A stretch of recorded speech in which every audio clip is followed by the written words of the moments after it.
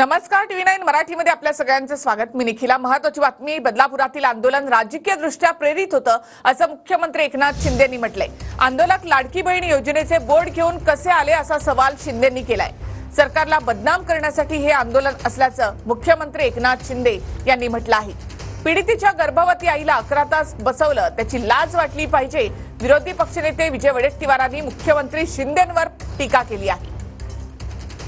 हे जे कालचं जे आंदोलन होतं हे पॉलिटिकल मोटिवेटेड होतं असं माझं म्हणणं आहे। कारण इतक्या फटाफट कधी आंदोलन जेव्हा होतं ते स्थानिक लोक असतात, इथं स्थानिक लोक हाताच्या बोटावर मोजण्या इतके होते आणि इतर ठिकाणून गाड्या भरून भरून त्या ठिकाणी आंदोलनकर्ते आले होते आणि मंत्री महोदयांनी समजून त्यांच्या सगळ्या मागण्या ज्या मागण्या होत्या त्या सगळ्या पूर्ण केल्या तरी हटायचं काम नाव घेत नव्हते। याचा अर्थ त्यांना हे बदनाम करायचं होतं सरकारला।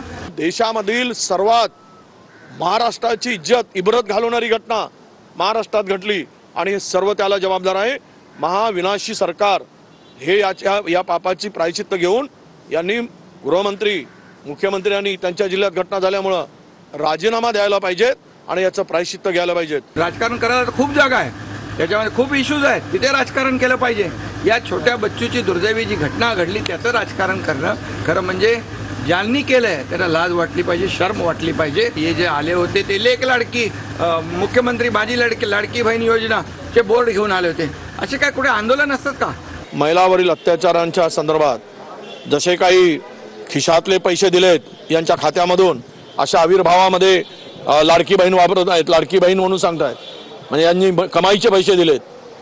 सरकारी तिजोरीतून पैसे देऊन स्वतःची पाठ थोपटण्याचं पाप करत असताना, लाडकी बहीण मिरवत असताना या बहिणींच्यावर होत असलेल्या अत्याचारासंदर्भात तुमचं तोंड का उघडत नाही?